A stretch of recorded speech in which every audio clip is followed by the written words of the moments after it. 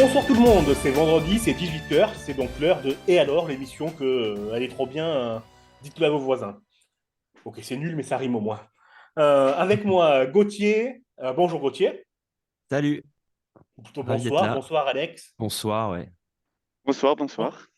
Et bonsoir Marine. Et coucou tout le monde. Je fais mon mea culpa, j'ai terminé par toi. Marine, la politesse aurait voulu que je commence par toi. Je suis C'est désolé, pas mais grave. j'ai fait dans l'ordre des personnes qui s'affichaient qui s'affichaient face à moi. Vous avez passé une bonne semaine, vous êtes d'attaque, Gauthier? Pas mal. Moi, comme je disais dans un épisode précédent, là, je me suis acheté Assassin's Creed il y a pas longtemps. Donc, j'ai pas trop vu l'extérieur, mais ça va.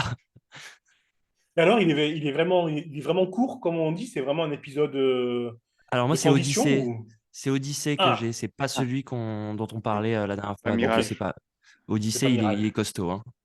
Il y Ouais, a, Odyssée, j'ai joué, il est super. Ouais, il est J'ai ouais, long, adoré, hein. moi. il Mm, est hyper long, ouais. Donc là, je vais faire une pause pour la semaine prochaine, je pense. c'est bien. Et vous, Moi, comment ça va? moi, ça va, j'ai fait ça pareil, mais avec Starfield, moi. Mais là, j'ai arrêté, j'ai désinstallé, je me détends. Il est Parce bien que faut. Starfield? Ben, ouais, des vaisseaux spatiaux, moi, j'adore. C'est un Mhm, peu comme Mass Effect, mhm. un peu le même scénario, c'est-à-dire, tu es là, tu as un artefact alien, tu sais pas ce que c'est, et tu enquêtes. Les mêmes défauts que Mass Effect, c'est-à-dire que c'est un jeu d'espace, mais tu es plus sur Terre que dans l'espace, tu es plus sur des planètes que dans l'espace, mais bon, voilà. Mais bon, c'est bien, quoi. C'est pas mal. Et toi, hein, Marine, bonne semaine? Ouais, ça va. Je suis un peu dans le marathon des lectures vu que je suis souvent dans le train en ce moment. Donc, je lis. Après, pas des choses exceptionnelles, mais je lis. Mais écoutez, on va pas épiloguer plus longtemps, on va démarrer l'émission. De quoi va-t-on parler aujourd'hui? Donc, on recevra en fin d'émission Adrien Desnouettes, qui est l'auteur de Nick Taras et d'une biographie sur Jim Carrey. On en avait parlé, si vous vous souvenez, il y a 2 ou 3 émissions. J'avais dit tout le bien que je pensais de ce livre et de lui, et que je lui avais lancé une invitation radiophonique, et il a accepté. Donc, il sera avec nous en fin d'émission, et on le remercie beaucoup pour sa discussion et pour son amabilité de nous répondre. C'est pas très Trop français, mais chouette. c'est pas très grave. On parlera aussi pêle-mêle de sorties de films, de bandes-annonces, de complotistes. Et on va commencer tout de suite par Killer of the Flower Moon de Martin Scorsese. Tiens, Martin Scorsese, ça se prononce comment avec l'accent américain d'après vous? Martine? Oui, je Martin, pense. ok. Scorsese? Scorsese. Scorsese, Scorsese? oui, j'allais dire. Ok. Tant que c'est pas Scorsese, moi, ça ira. Ok, on démarre. J'ai un petit peu honte. Comment on le prononce alors? Scorsese, pour moi. Pour moi aussi, hein. Bah oui, Scorsese, ça me paraît évident. Dame, je n'écrirai rien sur ce film, c'est une merde. Killer of the Flower Moon de Martin Scorsese au cinéma depuis 2 semaines, il me semble, hein, si je compte bien. Toujours au cinéma à l'heure où on enregistre. Marine, est-ce que tu l'as vu, ce film? Je l'ai pas vu. J'ai vu la bande-annonce, mais alors moi, je suis un peu fermée aux films qui sont trop longs, parce que en général, je m'ennuie vite. Et je sais pas. Je sais pas si c'est le fait que maintenant, on a besoin de choses qui sont rapides et efficaces, mais être fermé pendant 2h30, 3 heures dans une pièce, à regarder que ça. Alors c'est amusant, c'est intéressant aussi ce que tu dis. Tu as vu la bande-annonce. J'aimerais bien savoir, vous, ce que vous avez pensé du film juste en voyant la bande-annonce. Des bons Ça ressort. acteurs, du budget. Oui, je pense que c'est le premier truc qui nous vient à l'esprit. Ouais, ok. Moi, j'ai vu le film, hein, Mhm. alors, je suis d'accord avec Marine. Il y en a marre des films qui durent 4 heures. Là, c'est 3h45. Et là, bon, même si, alors, le film est beau, c'est bien filmé, tout le monde joue bien, mais 3h45, tu les sens passer, quoi. Ouais. Ouais. Moi, je veux bien passer 3 heures au cinéma, mais je veux des trains qui explosent, des vaisseaux spatiaux et, Ouais, ou des des raz-de-marée, prouesses. quoi. Ouais, genre comme Oui. Avatar, sinon un truc hyper visuel où il y a du travail derrière. Bah Pas oui, juste oui, des clairement. répliques. Voilà, exactement. Mhm. Par exemple, Mission Impossible, 3 heures, je ne les ai pas vus passer. Mm. 3 heures de Oppenheimer, 4 heures de Killer of the Flower Moon. Ouais, je les ai vus passer, quoi. Alors, on va dire, ouais, mais ça, c'est pas de la critique cinéma, mais ça, franchement, ça compte, je trouve. Ça Oui, compte. bien sûr. Bah, si tu passes pas Euh, un bon moment et si tu regardes ta montre à chaque fois, c'est qu'il y a un souci aussi, hein. bah ouais, ouais, clairement. Le film, il est adapté d'un super roman de David Grann, qui raconte exactement la même histoire, hein, le meurtre de la tribune amérindienne des Osages pour s'accaparer leurs richesses, le pétrole, etc. Et donc, oui, le film est trop long. On veut tout mettre, mais le livre aussi est dense. Par contre, il ne suit pas tout à fait le livre. La plus grosse différence avec le livre, donc j'ai lu le livre aussi, hein, c'est pour ça que je suis allé voir le film d'ailleurs, c'est ça qui m'a poussé à aller voir le film. Le livre, c'est vraiment une enquête policière, c'est-à-dire que ce nettoyage ethnique, on va dire, des Osages, pardon, c'est dur à dire pour moi, vous me pardonnerez, c'est ce qui marque aussi la création du FBI aux États-Unis. C'est avec cette affaire que le FBI a été créé. Donc, c'est la Ok. première vraie enquête d'un agent du FBI. Donc, le livre est super pour ça. On voit en coulisses comment ça s'est fait, les difficultés, les relations avec les shérifs qui étaient à l'époque, qui représentaient à l'époque la loi, shérifs corrompus. C'est Mhm. vraiment le livre, moi je conseille vraiment le livre pour cette histoire-là. Le film ne parle absolument pas de ça. Le film fait l'impasse sur ça et parle du complot contre ces Amérindiens et raconte l'histoire d'amour, la fausse histoire d'amour entre Leonardo DiCaprio et une Amérindienne. Comment il la manipule et comment il assassine tout le monde pour récupérer le fric. Ça raconte ça le film. Donc c'est à mi-chemin entre une petite romance, la trahison et le film de gangster comme il a fait, comme il a fait, comme il a fait souvent. Ouais, on a Ok, centré ouais. le film sur Leonardo DiCaprio qui vit une romance, quoi, comme chaque film, plus ou moins, qui tourne. Ouais, ouais, c'est ça. Hein, le film, franchement, il manque d'originalité, quoi. Ouais. C'est un film que tu as vu 20 fois. Les meurtres que tu vois qui sont horribles, euh, ça te passe au-dessus. C'est vraiment un film bizarre, je trouve. Hein. Vraiment, on dirait que c'est un film carte de visite. C'est un film, regardez comme je suis bon acteur, regardez comme je suis bon réalisateur. Et regardez comme je m'inquiète du monde aujourd'hui, de l'état du monde actuel, parce que ça fait référence aussi à la société d'aujourd'hui, quoi, cette histoire. Mais ouais, moi, j'ai trouvé ce film vraiment bizarre. Je ne suis pas rentré dedans, alors que j'étais rentré bien, bien dans le livre. Bref, Killer of the Flower Moon, moi, je vous conseille plutôt le livre, qui est beaucoup, beaucoup mieux que le film. Et encore une fois, hein, ça n'est que mon avis, et n'hésitez pas à nous envoyer des messages si vous n'êtes pas d'accord, mais surtout des messages avec des arguments, s'il vous plaît, pas des insultes. Ok, pour terminer sur ça, j'ai deux, trois petites questions d'anecdotes de tournage sur ce film. Donc, le tournage a duré 7 mois, ce qui, paraît-il, est très long pour un film de Martin Scorsese. Ah ouais? Ouais, c'est ce que j'ai lu. Alors que moi, 7 mois, je trouve ça rapide, quoi. Ouais, c'est Oui, même moyen après, je sais pas. Ouais, bah Pour écoute. un film d'autant de oui, temps, c'est ça. C'est plutôt ça pour un film de 3h40. ils ont été efficaces. Fallait payer Leonardo DiCaprio, alors fallait qu'ils Oui, accélèrent. Ouais, c'est ça. Il a pris 30 millions, hein. 30 Oh millions pour le film. putain. Mm. Oh. 200 millions de budget, 30 millions pour Leonardo. Ah ouais, on est sur des niveaux là. Ouais, c'est Objectif, stratosphérique. devenir Leonardo DiCaprio. Ok, j'ai une petite question. Que reprocher De Niro à DiCaprio pendant le tournage? Son égocentrisme. Non, on va dire non. Mais il y a peut-être un petit peu de ça, hein, on en parlera. Peut-être ça peut jouer, mais ne partez pas sur une fausse piste, non. Il trouvait qu'il jouait pas très bien, ou je sais pas. Alors ça a à voir, c'est là tu chauffes, ça a vraiment à voir avec est-ce la technique qu'il de jeu. est-ce qu'il trouvait qu'il jouait juste pour lui et qu'il mettait pas les autres en confiance et qu'il jouait juste dans son texte? Ah, tu chauffes sur la bonne réponse avec ta dernière phrase, avec Il l'histoire donnait, du texte. il donnait mal la réplique? Non, il a donné trop bien, on va dire. Il n'improvisait Ah, pas assez? Bravo. Ah, c'est l'inverse, Trop. Axel. Il a Ah, improvisé trop. oui, pardon. C'est ça, Pardon, Marine. pardon. C'est ça, il improvisait trop. Il improvisait trop, il n'en pouvait plus, Robert De Niro. Des improvisations à rallonge de DiCaprio. Scorsese aussi, il le raconte dans une interview disponible sur Première, où il disait de temps en temps à DiCaprio, OK, là, tu n'as pas besoin de parler, on arrête. pour, pour le calmer. C'est pour ça, justement, que j'ai dit, Marine, c'est peut-être un peu l'ego. Oui, L'improvisation, oui. c'est aussi une façon de tenir, de continuer à parler, quoi. Attendez, je vais faire mieux, je suis tellement bon.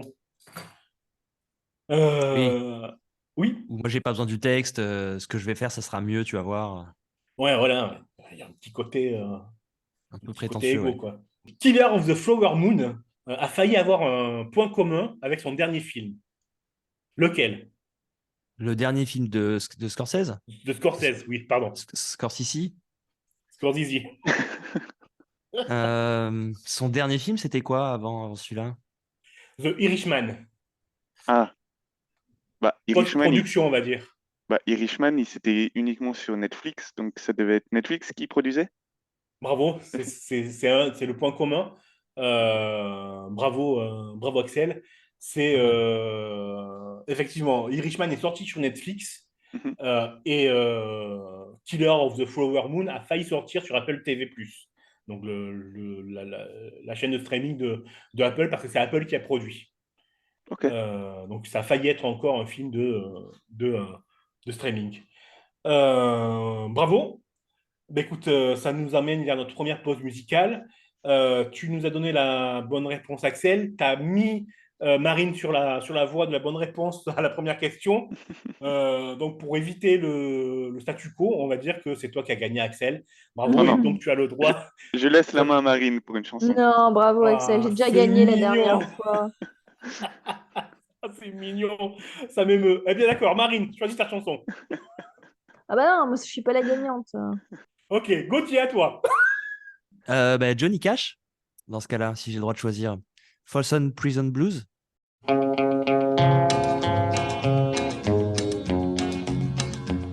I hear the train a-comin', it's rolling around the bend, and I ain't seen the sunshine since I don't know when. I'm stuck in Folsom Prison, and time keeps dragging on. But that train keeps rolling on down to San Antone. When I was just a baby, my mama told me, son, always be a good boy, don't ever play with guns. But I shot a man in Reno just to watch him die. When I hear that whistle blowing, I hang my head and cry.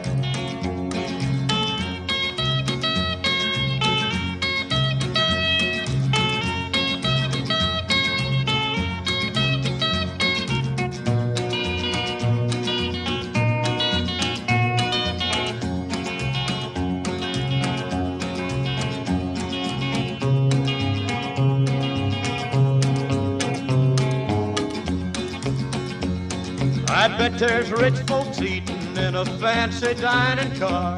They're probably drinking coffee and smoking big cigars. Well, I know I had it coming. I know I can't be free. But those people keep a moving, and that's what tortures me.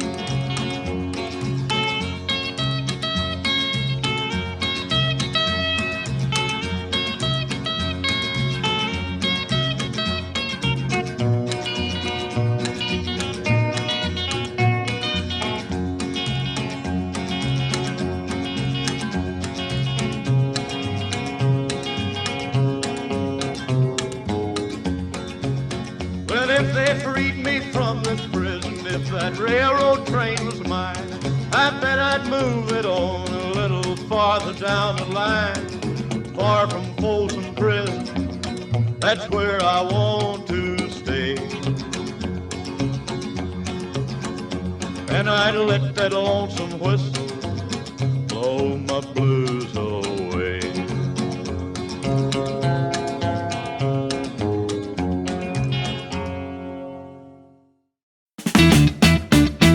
Presse à portée. La revue de presse des critiques médias. Presse à portée, je vais vous parler d'un film qui s'appelle Sound of Freedom. C'est un film réalisé par Alexandro Monteverde et c'est avec notamment Jim Caviezel. Ok. Caviezel. J'espère que j'ai du mal avec les prononciations, vous me pardonnerez. Alors, je cherchais cette semaine un film à aller voir au ciné, donc je regardais le site Allociné, je tombe sur ce film-là, et sur la fiche de ce film, je vois une alerte qui me dit, attention, euh, la répartition des notes des spectateurs sur ce film est inhabituelle. Alors, ça m'intrigue. Je me dis comment c'est possible que ce soit inhabituel. C'est la première fois que je voyais ça sur le site de Allociné.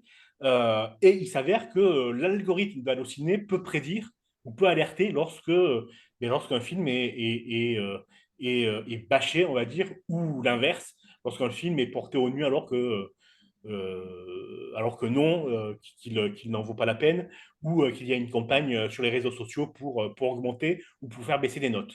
L'algorithme de Allociné peut le détecter, et ça, il le fait à cause des notes extrêmes. C'est-à-dire trop de notes 5 sur 5, c'est mauvais signe, trop de notes 0,5, c'est mauvais signe. Et ils prennent pour exemple, pour nous convaincre que même les films qui font consensus, les notes sont mieux réparties entre le 0,5 et le 5. Il n'y a jamais que des 5, il n'y a jamais que des 0,5. Donc c'est une preuve. Vous le saviez, vous, ça? Non, je savais Du pas. tout. Oui, moi j'avais vu ça parce que je crois qu'il a un truc genre 99% de taux d'appréciation. Du coup, je me suis pas mal. J'ai regardé un petit peu cet après-midi et apparemment, c'est pas parce qu'il y a des bots qui vont mettre des notes ou quoi. C'est plus parce que le sujet du film, en fait, aux États-Unis, voilà, fait vraiment polémique, quoi. Et du coup, c'est toutes les personnes un petit peu qui sont. Bah, il y a un, il y a un, il y a un engouement et un entre-soi où les gens ils vont le noter pour le pousser, en fait, parce qu'ils sont plutôt d'accord avec les réalisateurs du film, les acteurs, tout ça. Mais on va en parler après, je suppose, de tout ça, là. Ça me fait une transition parfaite pour la suite de la chronique, c'est-à-dire que effectivement, j'ai regardé donc pourquoi ce film avait connu un tel avertissement, et il s'avère qu'il est poussé par l'extrême droite et les complotistes. Il est sorti aux États-Unis, il a fait un succès, il y a eu 10 millions de budget pour faire le film, il en a rapporté 180 millions. Il est porté par les Trumpistes, par la société, alors société, j'appelle société, c'est pas une société, mais c'est Canon, donc les complotistes connus hein, qu'on a vus à l'œuvre lors de la prise du Capitole ou lors de la dernière élection Trump-Hillary Clinton avec la rumeur d'une pizzeria qui vendait des enfants.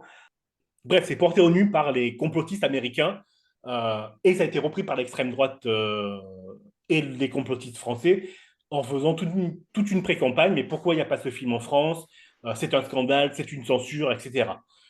Et donc, toute cette avalanche de notes, ça montre ce lobbying qui est fait et qui réussit du coup.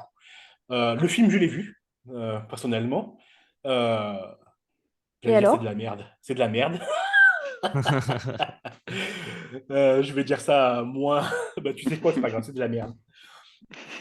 C'est quand C'est même un quoi petit qui peu de la t'a pas merde. plu? Alors, c'est un sous-TV des films de France 3 Région. C'est même pas assez bon pour passer en deuxième partie de soirée sur M6. Alors, je veux bien croire à la sincérité des acteurs et du réalisateur, mais ça reste un thriller bas de gamme, quoi. Le Mais tu scénario est comprends poussif. tu Oui, comprends oui, le lien oui. vers comment ça s'appelle Oui, pourquoi on vers les l'assimile du coup complotistes. Oui, aux oui, bien complotistes? sûr. Toi qui l'as vu, Excuse-moi, alors c'est quoi ce lien? Le lien, il est simple, c'est que ça parle de pédocriminalité, de traite des enfants, que les puissants ont un vivier de gosses à prendre et à violer dans les pays du tiers-monde. Donc ça parle de cette idée-là. Donc du coup, forcément, c'est repris comme parole d'évangile par toute la mouvance canon et des complotistes.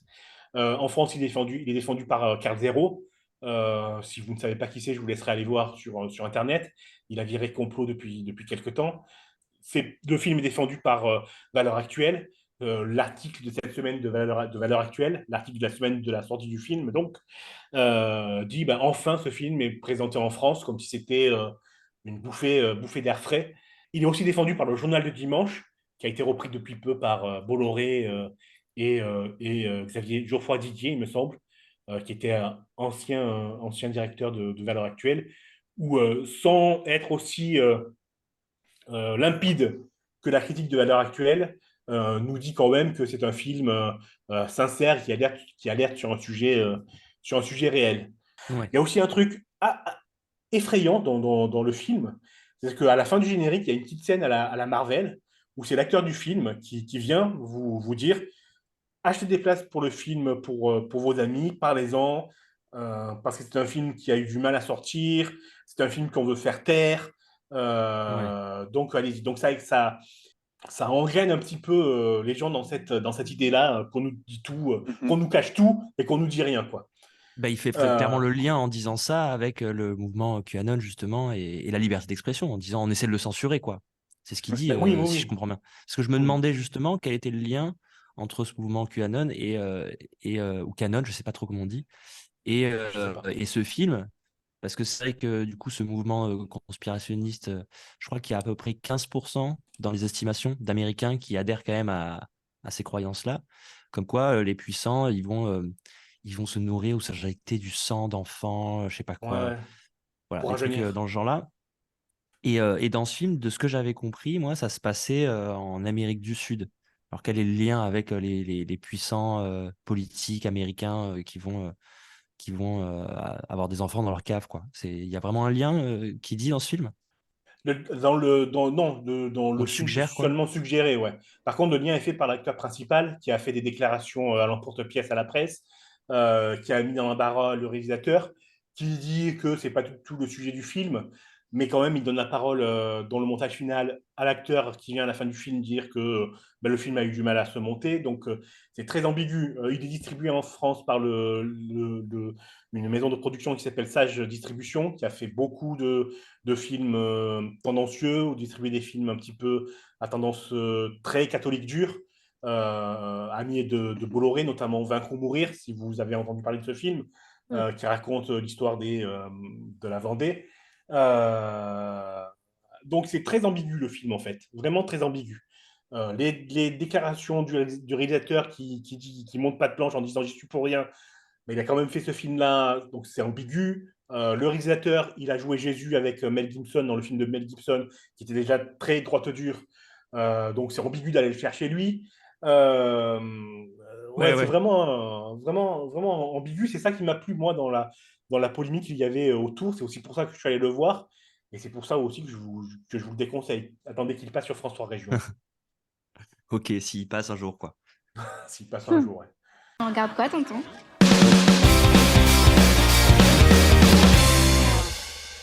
Qu'est-ce qu'on regarde, tonton? Donc, c'est la séquence où on regarde des bandes annonces. Oui, je sais, c'est de la radio, on n'est pas à la télé, mais, ou sur Twitch, mais peu importe, on va quand même regarder les bandes annonces. Vous aurez le son. Et on va commenter les bandes annonces de films à venir pour voir si ça nous donne envie ou pas. J'ai eu cette idée parce que je trouve que, hélas, les bandes annonces ont tendance à trop nous montrer depuis quelques années. Et je trouve ça vraiment dommage. Ouais, je suis bien Il y a, d'accord. ouais, il y a une volonté de tout dire avant la sortie du film. On va commencer par regarder une bonne annonce donc, d'un film qui s'appelle Vincent doit mourir.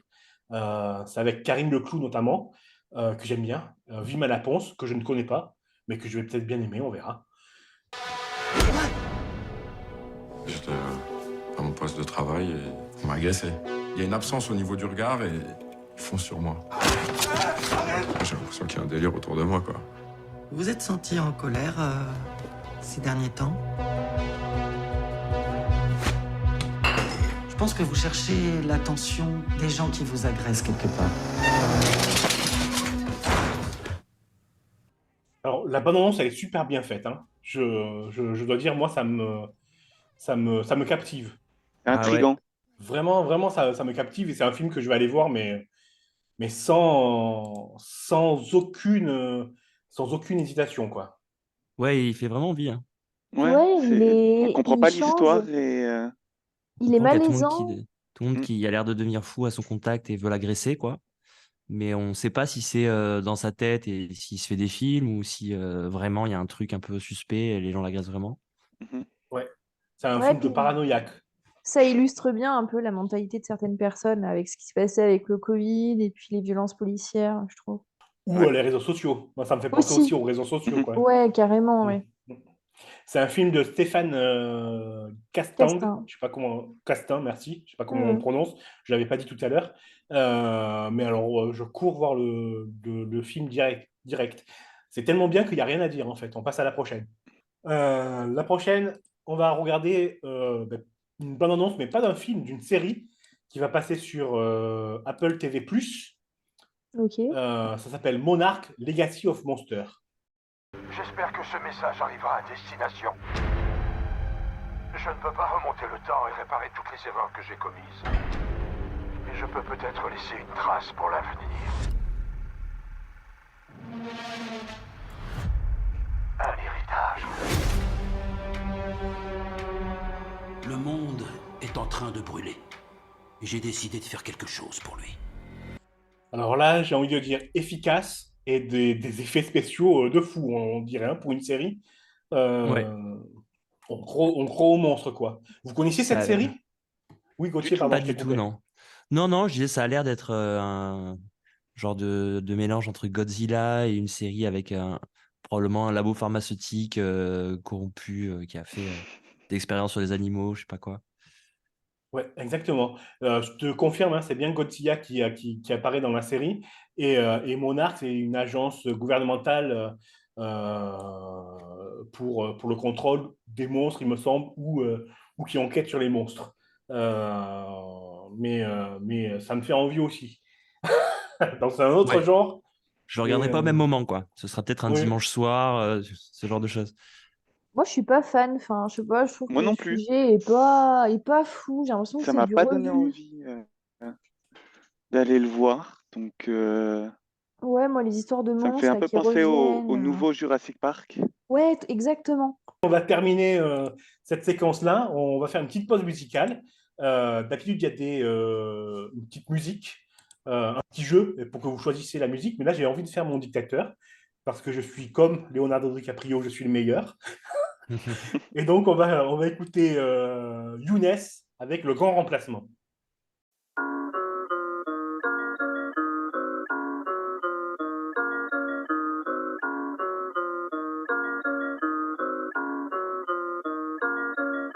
Je suis parti de chez mes rondas sans un ronga. C'est du peur à pas du reggae. J'ai décidé de me décider, faire de la musique comme Bassidi. Comme Bassidi, comme Bassidi, comme Bassidi, comme Bassidi, comme Bassidi, comme Bassidi, comme Bassidi. Le grand remplacement, c'est ta fille qui me kiffe, qui va me faire des enfants et ils auront mon pif.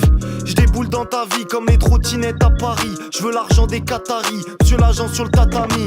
Je suis parti de chez mes rondas sans un ronga. C'est du beurre, pas du reggae. J'ai décidé de me décider, faire de la musique comme Bassidi. Comme Bassidi, comme Bassidi, comme Bassidi, comme Bassidi, comme Bassidi, comme Bassidi, comme Bassidi. Elle veut que je lui fasse un bébé, puis deux, puis trois. Elle veut que je lui dise que je l'aime, puis que j'y crois. Je suis jamais sûr de moi. Quoi, l'amour dure 3 ans? L'amour dure 2 mois. Ouais, l'amour dure 2 mois. Le grand remplacement c'est moi, puis eux, puis toi. Les grands méchants c'est nous, Rebeu, Renoir. Moi perso ça me va, je préfère mourir loup-garou que vivre en villageois, que vivre en villageois. Tu peux vivre ta vie ou regarder la leur sur le net. Pour une bagarre ou un date, j'y vais toujours sans lunettes. Je me fais rare, comme les blancs à Gare du Nord, éphémère. Comme la vie d'un garde du corps, si je mets replay, le son est bon. Sinon, me demande pas, elles sont belles, j'en deviens débile. Je suis trop Matrix et gars, quand je te dis je t'aime, c'est toi ou ton pétard. Je sais plus, je sais pas, pourquoi on sait plus au départ. Dans mes rêves, un keuf me shoot, j'hésite à big rap du shit. Dans mes rêves, un peu de doute, j'hésite pas quand j'ai des dettes. Génération internet, jamais aimé qu'on me note. Je vais percer dans 2 minutes, le décollage est imminent. Je suis parti de chez mes rondas sans un ronga. C'est du beurre, pas du reggae. J'ai décidé de me décider, faire de la musique comme Bassidi. Comme Bassidi, comme Bassidi, comme Bassidi, comme Bassidi, comme Bassidi, comme Bassidi, comme Bassidi. Elle veut que je lui fasse un bébé, puis 2, puis 3. Elle veut que je lui dise que je l'aime, puis que j'y crois. Je suis jamais sûr de moi. Quoi, l'amour dure 3 ans? L'amour dure 2 mois. Ouais, l'amour dure 2 mois. Le grand remplacement c'est moi, puis eux, puis toi. Les grands méchants c'est nous, Rebeu, Renoir. Moi perso ça me va, je préfère mourir loup-garou que vivre en villageois, que vivre en villageois.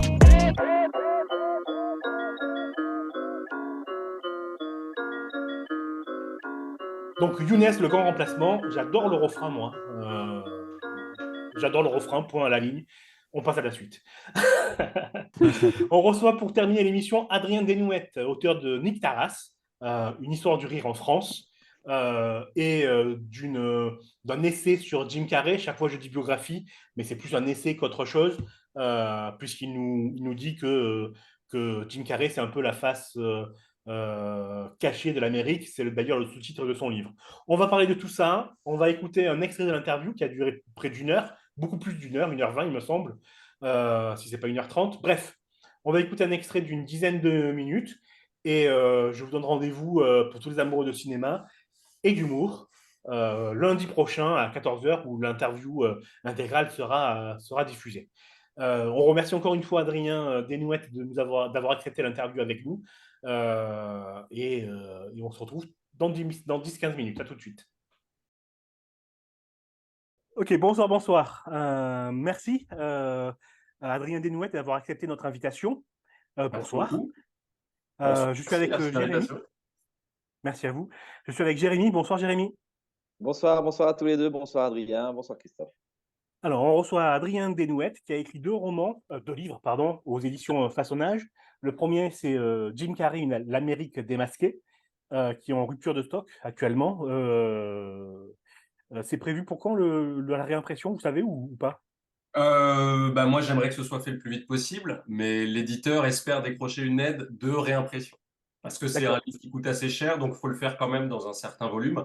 Et voilà, on m'a beaucoup demandé de le réimprimer, je ne vous le cache pas. Oui, j'imagine. Je dis beaucoup, c'est des institutions, des festivals, la Cinémathèque, des trucs comme ça, parce qu'ils n'en ont pas. Ils n'ont pas eu le temps de l'avoir tellement c'est parti vite. Et moi, j'aimerais bien que ce soit réimprimé, mais c'est pas encore, j'ai pas de date. D'accord. Ça permet de faire le lien, les couvertures et les éditions Façonnage, elles font de belles couvertures. Hein. Celle de Nick Taras, elle est géniale. Vraiment très, très jolie. Et celle de Jim Carrey, l'Amérique démasquée aussi, elle est vraiment bien. Elle se déplie, c'est coloré. C'est vraiment un beau travail, quoi. Je ferai suivre le compliment à l'éditeur. Donc, on va parler de Jim Carrey, donc l'Amérique démasquée, et aussi de Nick Taras, toujours aux mêmes éditions Façonnage. Et je vous propose de démarrer par Jim Carrey, du coup, avec une question toute simple. Pourquoi avoir voulu écrire sur Jim Carrey? Alors, pourquoi en fait, la réponse serait valable pour les deux, en fait, autant pour Jim Carrey que pour l'autre. C'est que quand je me mets à écrire un livre, c'est-à-dire qu'on se lance quand même dans une aventure d'écriture qui est longue, alors je ne connais pas la moyenne, mais moi je m'estime particulièrement laborieux. Par exemple, Jim Carrey, alors bien sûr, ce n'est pas en temps continu, mais ça m'a pris 2 ans, en gros, de travail. Et Nick Taras, qui est plus petit, ça m'a pris 1 an. Donc quand je me lance dans une aventure comme ça part toujours de, disons, 2 sentiments. Le premier, c'est un choc esthétique.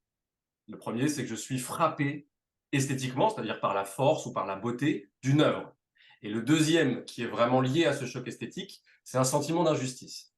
C'est-à-dire que quand j'ai un choc esthétique très fort, par exemple, je vous dis une bêtise, là tout à l'heure, cet après-midi pour le boulot, j'ai été revoir Casino de Martin Scorsese. Bon, j'ai un choc esthétique très fort, c'est un très grand film, mais je n'ai pas de sentiment d'injustice, parce que Martin Scorsese, tout le monde écrit sur Martin Scorsese, et ça fait 4 décennies que Martin Scorsese est considéré comme un génie. Aucun problème. Par contre, quand je vois le travail de Jim Carrey, quand je le redécouvre, par exemple, quand je deviens critique autour de 25, 26, 27 ans, et que je constate que personne ne l'a jamais pris au sérieux, là s'ajoute à mon choc esthétique un sentiment d'injustice. Une vraie injustice. Je me dis, c'est pas normal que ce mec-là ne soit pas considéré comme un génie. Il va donc falloir faire le travail critique, c'est-à-dire le travail de description, le travail aussi de documentation, pour prouver à tout le monde que j'ai raison d'être frappé comme ça, que j'ai raison d'avoir ressenti ce choc esthétique. Ça, c'est vraiment la raison première, c'est-à-dire un choc, waouh, qu'est-ce que c'est fort, et une injustice, mais comment se fait-il que personne ne soit aussi enthousiaste que moi sur Jim Carrey, qui est un pur génie de la comédie. Donc voilà. C'est valable aussi, disons, pour le deuxième livre, Nick Taras, qui en fait ne souligne pas à quel point il a un personnage principal, mais vous qui l'avez lu, vous savez qu'il en a un quand même. C'est un El humoriste Tracy. français, on en parlera tout à l'heure, mais qui s'appelle Mustapha El Atrassi. Et c'était pareil en fait. Quand je l'ai découvert, c'était exactement le même choc. C'est-à-dire, je me suis dit, mais incroyable ce qu'il est en train de faire, pourquoi personne n'en parle? Donc voilà. D'accord. Jérémy, tu veux rebondir? Moi, j'avais une question justement par rapport à ce sentiment, à ce choc esthétique par rapport à Jim Carrey. Est-ce que aujourd'hui, vous êtes un nostalgique de Jim Carrey ou vous êtes quelqu'un qui croyait toujours qu'il est dans l'air du temps? Comment vous le percevez aujourd'hui, Jim Carrey? Bah, je le perçois. C'est marrant cette question parce que ça fait écho à une discussion que j'avais récemment avec une amie critique qui a elle aussi écrit des essais. Elle s'appelle Muriel Joudet sur Gina Roland, sur Isabelle Huppert, des essais voilà, sur des actrices. Et on discutait du lien qu'on avait avec les objets qu'on avait décrits comme ça. Moi, Jim Carrey, elle, d'autres actrices. Et je réalisais que j'avais pas du tout le même lien. C'est-à-dire que elle a gardé une espèce de grande loyauté par rapport à son sujet où on va toujours rester dans un rapport assumé, hein, mais de défense, quoi. J'en parlais aussi avec un ami qui a écrit sur David Fincher, par exemple, et on a été voir le dernier David Fincher ensemble à la Cinémathèque, et j'en étais très déçu, alors que j'adore David Fincher, mais lui, comme il a travaillé dessus, il le défendait, tout en un peu avec mauvaise foi, tout en considérant que oui, c'est vrai que c'est pas un grand. Ben moi, j'ai pas du tout ce rapport-là. C'est-à-dire que Jim Carrey, je le perçois comme un objet, disons, un objet esthétique. J'ai très peu d'empathie par rapport à la personne. Ça fait peut-être de moi une espèce de psychopathe, mais moi, ce qui m'intéresse, en fait, c'est les œuvres. C'est ce qu'ils ont laissé, en fait, ce qu'ils font. Et un artiste, quand il laisse une œuvre ou quand il est actif, il ne m'intéresse que parce qu'il est actif et que son œuvre m'intéresse. Le devenir de cet artiste m'intéresse si c'est intéressant, si c'est symbolique. Dans le cas de Jim Carrey, c'est intéressant parce que Jim Carrey a complètement disparu. Il a même déclaré qu'il prenait sa retraite. Et c'est un peu l'objet du bouquin que vous avez sans doute lu. Mais l'idée, c'était d'en faire le symbole d'une autre disparition qui est celle de carrément la comédie de cinéma américaine. C'est-à-dire la comédie populaire, la comédie qu'il a incarnée, dont il a été le roi jusque, disons, au début des années 2000. C'est dire, bah, c'est marrant, le dernier roi de la comédie disparaît et tout le genre disparaît avec lui. Donc disons, ça m'intéresse. Maintenant, le Jim Carrey d'aujourd'hui, non, j'ai pas du tout un rapport nostalgique. Il a fait son temps, c'est une époque, j'ai pris énormément de plaisir à décrire tout ça. J'ai pris énormément de plaisir à dire à quel point ça méritait d'être inscrit dans l'histoire du cinéma, parce que ça avait une valeur esthétique. Après, je ne suis pas du tout dans la nostalgie de ça. Jim Carrey a fait son temps et j'attends juste de voir la suite. Maintenant, je ne suis pas nostalgique, mais je ne suis pas très optimiste. C'est-à-dire que je suis optimiste par rapport au rire. Le rire trouvera toujours à s'exprimer, mais je ne suis pas très optimiste par rapport au cinéma. J'ai énormément de mal à voir des relais, à percevoir des signes positifs, prometteurs, voire même qui me donneraient un peu matière à espérer pour qu'une relève ou quelque chose revienne en termes vraiment de rire dans le cinéma américain. De rire au sens vraiment le plus large, quoi. Ce qu'ils ont été, enfin, je veux dire, ce qui a fait d'ailleurs leur génie. Hein. N'oublions pas que le cinéma américain commence à dominer le monde avec le burlesque. Enfin, je veux dire, c'est quand même, ça fait partie de son code génétique. Et ça, je vois quelque chose disparaître. Et quand une partie de votre code génétique est en train de disparaître, c'est jamais bon signe. Donc, j'y vois le symptôme de quelque chose qui me rassure pas. Après, ça ne veut pas dire que je suis nostalgique. Je veux dire, je préfère que Jim Carrey arrête de faire des films plutôt qu'il s'obstine à faire des mauvais films, ce qui abîmerait un petit peu son image à mes yeux. D'accord. Très bien. Moi, je veux bien rebondir sur l'injustice dont vous parlez. Donc, vous dites que le premier choc pour vous, c'est l'injustice. Alors, moi, je l'ai vu sur l'injustice, je l'ai plutôt vu sur le deuxième, sur Nick Taras, sur Moustapha Al-Trassi. Mais pour moi, Jim Carrey, au-delà de l'injustice, j'ai plutôt vu l'histoire d'un marginal et j'allais dire la remise au goût du jour, non, mais de remettre les marginaux à leur vraie place avec leur film, avec la carrière de Jim Carrey. Moi, j'ai plutôt vu le premier livre, donc Jim Carrey, La mairie démasquée, comme une ode aux marginaux. Et j'ai trouvé que toute sa carrière, elle s'est vraiment faite à la marge, quoi. Que ce soit dans ses débuts, dans les cabarets, dans les stand-up, mais aussi dans la série In Living Color, qui était sur Fox, si je me souviens bien. Sur Fox, oui. Est-ce qu'on peut parler de cette série, tiens, In Living Color? Est-ce que vous pouvez nous dire ce que c'est exactement et pourquoi elle a été importante dans la carrière de Jim Carrey? Ah bah, c'est plus qu'important, c'est essentiel. Je pense que sans In Living Color, il n'y a pas le Jim Carrey qu'on connaît. C'est-à-dire que Jim Carrey, c'est ce que je décris dans tout le début du bouquin, au début, disons qu'il a connu un succès assez fulgurant au Canada, très très jeune, 16-17 ans. À 19 ans, c'est déjà quelqu'un de connu au Canada qui décide logiquement, comme ça arrive, puisque les États-Unis sont juste à côté, d'aller tenter sa chance à Hollywood. Sauf que pendant 10 ans, 10 bonnes années, voire plus, eh ben, passé la petite curiosité qu'il y a à découvrir son show de mimique, de grimace, vraiment il avait un show de morphing où il était capable de faire surgir n'importe quel personnage, passé la curiosité des premières années et ce show qui n'évolue pas trop, en fait il n'a pas évolué dans sa carrière, Jim Carrey. Il a raté plusieurs fois le casting du Saturday Night Live, qui est l'émission de sketch de référence aux États-Unis. Disons que si vous voulez faire une carrière, en gros la logique ça aurait été qu'il aille au Saturday Night Live, qu'il soit repéré, puis éventuellement derrière il connaisse une carrière d'acteur de cinéma. Ça n'a pas du tout eu lieu. Il a vraiment bidé, il a connu bide sur bide, je ne reviens pas dans le détail, mais il a même tenté de la sitcom, tout ça. Il n'a pas vraiment été repéré. Et pourquoi In Living Color, cette émission est vraiment importante, c'est qu'en fait, In Living Color, c'est un contre-Saturday Night Live qui est mis en scène et conçu par des acteurs afro-américains, des Noirs, les frères Wayans. Alors, les frères Wayans qui s'ajoutent, évidemment, qui s'adjugent d'autres acteurs, mais plutôt des Noirs et plutôt des Latinos et plutôt des gens qu'on ne voit pas, en fait, à la télé. Et donc, on va faire un contre-Saturday Night Live où comme vous le savez, dans les années 80, on était sur la règle des quotas et vous alliez avoir un noir pour tout le reste du casting qui allait plutôt être blanc. Or, le noir, c'était Eddie Murphy, qui avait d'ailleurs fait genre dans les années 80, et c'était ça, la comédie qu'on attendait, c'est-à-dire, certes, un corps marginal, mais sympathique, souriant, fédérateur. N'oublions pas qu'Eddie Murphy, ça part certes d'un stand-up un peu agressif, mais déjà, ça n'a jamais été aussi agressif que Richard Pryor. Et ensuite, Eddie Murphy fait le choix du succès commercial. C'est-à-dire qu'il fait le choix de plaire à tout le monde. Il fait des buddy movies, quoi. C'est-à-dire des films où au début, il joue avec un blanc avec qui il ne s'entend pas trop, et à la fin, ils sont comme cul et chemise. C'est ça la morale du buddy movies. Et donc, Jim Carrey, il arrive là-dedans avec des noirs qui, eux, ne sont pas du tout les mêmes. C'est des noirs qui veulent affirmer qu'ils sont des marginaux, que c'est la place que leur réserve l'Amérique, et c'est en marginaux qu'ils vont rire d'eux-mêmes. C'est-à-dire qu'ils ne vont pas du tout jouer le jeu de la dénonciation, de la contestation moralisante, sociale, pas le jeu d'une satire incriminante, ils vont surtout se moquer d'eux-mêmes, en fait. Mais ils vont se moquer de l'image que les Blancs ont d'eux-mêmes. Et donc, ils vont pousser tous les marqueurs de l'humour, de l'offense, du rire gras au maximum. Si bien qu'ils vont tout le temps flirter avec la censure. Et le seul acteur blanc de cette émission, c'est Jim Carrey. Et c'est là que c'est très intéressant. Parce qu'en fait, les frères Wayans, ils avaient compris quelque chose, c'est qu'à force de se faire recaler de partout, Jim Carrey avait commencé à nourrir une espèce de noirceur, d'amertume, de frustration. Ses shows étaient devenus de plus en plus noirs, vraiment dans la noirceur, quoi. Et ils se sont dit, mais ce mec, en fait, est comme nous. C'est un mec qui est éternellement marginalisé, c'est un parasite. Et donc, il faut qu'on fasse de l'humour avec lui autour de ce personnage de parasite, qu'on révèle son personnage de parasite.